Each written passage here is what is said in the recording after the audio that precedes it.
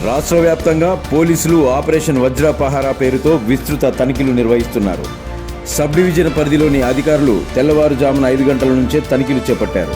బస్టాండ్లు, railway స్టేషన్లు వంటి ప్రజా రద్దీ ప్రాంతాల్లో ప్రత్యేకంగా తనిఖీలు కొనసాగుతున్నాయి.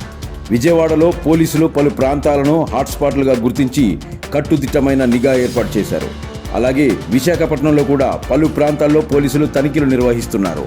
వన్ టౌన్ పోలీస్ స్టేషన్ పరిధిలో కోడిపందాల వీధి, మంగళపాలెం ప్రాంతాల్లో అక్రమ మద్యం నిల్వలపై దాడులు చేపట్టారు. వాహనాలపై కూడా పోలీసులు క్షుణ్ణంగా తనిఖీలు చేస్తున్నారు. ఇక బాపట్ల జిల్లా నిజాంపట్నంలో కూడా పోలీసులు ప్రత్యేక తనిఖీలు నిర్వహించారు. ఈ సందర్భంగా 36 ద్విచక్ర వాహనాలను పోలీసులు స్వాధీనం చేసుకున్నారు. గంజాయి అక్రమ రవాణాపై ప్రత్యేక నిఘా పెట్టామని అధికారులు తెలిపారు. అదేవిధంగా పులివెందులలో కూడా ఆపరేషన్ వజ్రపహారా పేరుతో పోలీసులు విస్తృత తనిఖీలు నిర్వహిస్తున్నారు.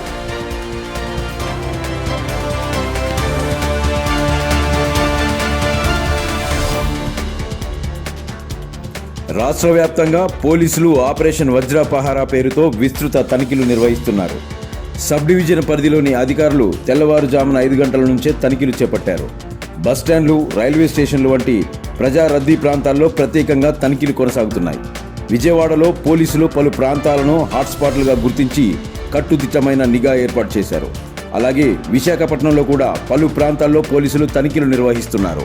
వన్ టౌన్ పోలీస్ స్టేషన్ పరిధిలో కోడిపందాల వీధి, మంగళపాలెం ప్రాంతాల్లో అక్రమ మద్యం నిల్వలపై దాడులు చేపట్టారు. వాహనాలపై కూడా పోలీసులు క్షుణ్ణంగా తనిఖీలు చేస్తున్నారు.